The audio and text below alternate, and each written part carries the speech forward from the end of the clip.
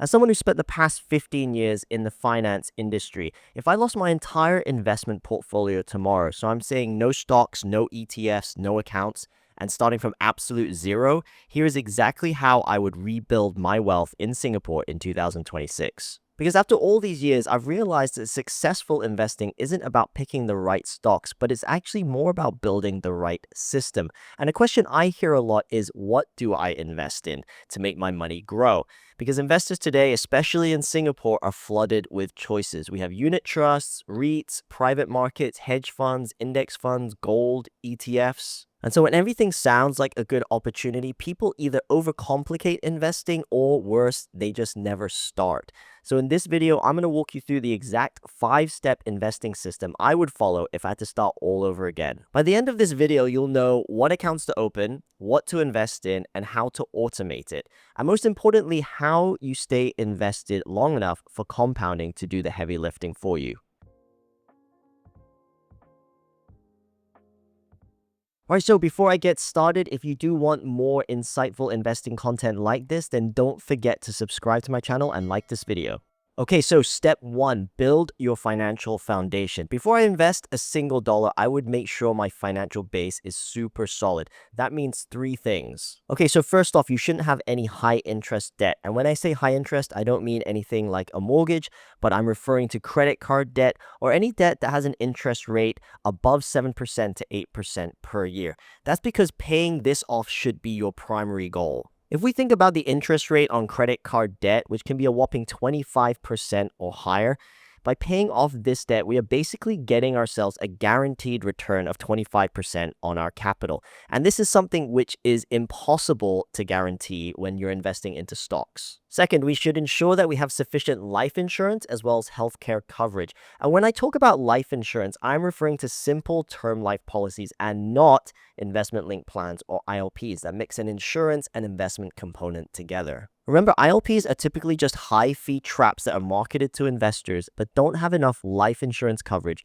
and underperform on the investment side of things due to the sub-fund's active management approach and hidden layers of fees. It's also worth taking note that life insurance coverage, or the sum assured, depending on your requirements and dependents, should typically be 9 to 10 times your annual income. So say you earn $100,000 a year, your sum assured should be $1 million. So by being properly insured for both life and health, we can invest more comfortably with peace of mind and knowing that we won't have to pull out of the market if something unfortunate were to happen to us. Finally, we should have an emergency fund in something liquid like Singapore savings bonds or a short duration bond fund. Remember, this should typically be 6 to 12 months of living expenses. So basically only the bare minimum you need to survive. Think of things like rent, groceries, or utilities. That's because if you lose your job or have an unexpected expense come up, this can help you stay invested and keep investing without having to pull money out of your portfolio. Okay, moving on to step 2, understanding why investing is non-negotiable. The most obvious question before we even start putting money into the markets is, why do we actually invest? And it comes down to really one word: inflation. For example, SingStat found that the average plate of chicken rice in 2019 cost $3.40. By 2023, only 4 years later, the average had risen to $4.15, so an increase of around 23%. Of course, in 2026, it would cost even more. So your plate of chicken rice today might be closer to $5. 7 years ago, $10 could have bought you nearly 3 plates of chicken rice. But today, that same $10 can only buy you around 2 plates. Now, that's the impact of inflation in action, and it's the same throughout the economy for a variety of other goods, from groceries and travel through to healthcare and higher education. Essentially, we want to protect our purchasing power by ensuring our money grows above the rate of inflation. That's essentially why we invest. So when it comes to actually beating inflation, we need to invest over the long term. And the best asset to use when aiming to beat inflation is stocks, otherwise known as equities. Now, these are publicly issued shares of companies that trade on exchanges like the New York Stock Exchange, the London Stock Exchange, or the Singapore Stock Exchange. And over the long term, global stocks typically provide investors with a total return, so that share price appreciation plus any dividends paid out, of 8% to 10% per year. Now, that's much better than the long-run average of bonds, which tends to be between 3% and 6% per year. Bonds are more defensive in nature, while stocks allow us to grow our wealth at a faster rate over long stretches of time. Meanwhile, as we know, just having cash sitting in your bank account will either mean your money will barely keep up with inflation, depending on the interest rate offered by your bank, or will actually lose value from year to year. Based on all the data out there, investing into stocks is the best route for the average person to reliably grow their wealth over the long term. Step 3, capture global growth and stop following US specific advice blindly. Here's where many Singapore investors, and actually anyone non-American, go wrong. Most investing online is built for Americans. If you follow it blindly, you could be paying unnecessary taxes for decades. First off, open a brokerage account that has comprehensive access to global markets, so something like Interactive Brokers Singapore or FSM1. For investors in Singapore, or actually anyone who is a non-US citizen living anywhere else in the world, we need to have access to European stock markets to start building long-term wealth. Now that's mainly down to what's called a UCITS Exchange Traded Fund, or ETF. It sounds a bit intimidating, but UCITS basically refers to undertakings for collective investment in a transferable securities, and that gives huge tax benefits to non-US citizens who want to grow their wealth. Now don't worry, in European markets, you can pretty much buy any global or S&P 500 specific ETF you want, but it allows you to do so by saving you money in the form of taxes. By doing this, you're also able to compound your wealth at a much faster rate over the long term. This is a question that comes back to something very simple, and that is to be passive when investing into stocks. So that means buying an ETF that tracks a global market index like the MSCI All Countries World Index. So why is this the case? Because the historical data have shown us that 90% of professional fund managers cannot beat a basic market index over the long term. So what is professional active management? These are typically fund houses that manage unit trusts, and they tend to be more expensive because they hire professional fund managers and teams of investment analysts that will try to pick stocks and beat the market.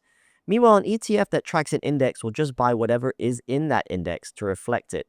In essence, it's very low maintenance, and the index is just holding up a mirror to the broader market in terms of what are the most profitable and big companies out there. And that's true whether it's from a US-centric angle like the S&P 500 index or coming from the local Singapore sense with something like the Straits Times index. Long-term investing into passive ETFs or index funds is the most reliable way to build wealth.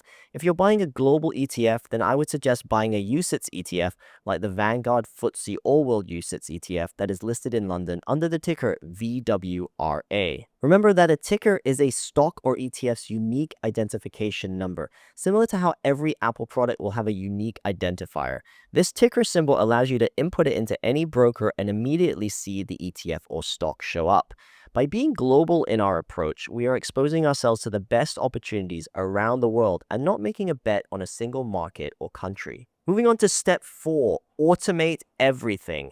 Now, the highest performing investors don't rely on disciplines, but they look to implement systems instead.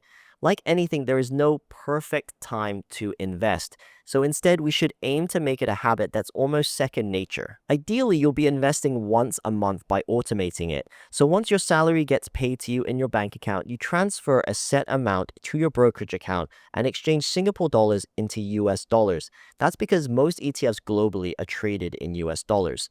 Once you've done that, you can set up a recurring investment program with your broker that invests a certain dollar amount on a set day each month. By automating this whole process, you'll be able to buy no matter what the market is doing. Even better, you'll also be able to pay yourself first by investing a certain amount and then using the remainder of your salary to fund your necessities and discretionary spending. Remember, by being consistent and disciplined, you'll be able to keep investing through the market's ups and downs. And there'll be many of those if you're investing with the intention of not needing the money in the next 20 to 30 years. Typically termed dollar cost averaging, buying monthly allows you to buy more stocks when they're cheaper, while if they rise, you'll obviously be able to buy less. But the logic is that over time, the stock market rises. So by dollar cost averaging, you'll be able to enjoy the benefits of compounding simply by staying invested in the market. And finally, step 5, start small, but start now. Now, you do not need to be rich to start investing. The beauty of investing today is that anyone can start with a small amount of money. money. With all the tools and platforms that we have at our fingertips, we can literally start investing with as little as $10. For example, on the local Singapore Stock Exchange, otherwise known as SGX, you can buy one share of an ETF, like the SPDR Straits Times Index ETF, for around $5 plus commissions. Now, if you're investing regularly into a global equities ETF via a recurring investment program like IBKRs, you can invest once a month or even once a week with as little as $10. Don't let the price of ETFs scare you off investing, because many brokers now offer what's called fractional trading, which means you can buy a fraction of one share. For example, if an ETF costs $500 and you only have $50 to invest, then you can still buy the ETF, but you'll just buy 1/10 of it. So instead of having one share for $500, you'll have 0.1 shares for your $50 invested. By doing it consistently, it's much more about contributing and building up the habit of investing versus the actual dollar amount at the start. This is something you can always increase as you earn more and progress further in your career. So there you have it. If I was starting from scratch today, that's exactly how I'd do it. I try to be methodical about how I went about setting up a system, and I'd focus on starting in low cost and passive options because these typically yield the best results over the long term. And if you want to learn how to build your own investing system step by step, I've linked a deeper guide below. Otherwise, share this with someone who's been thinking about starting their investing journey too.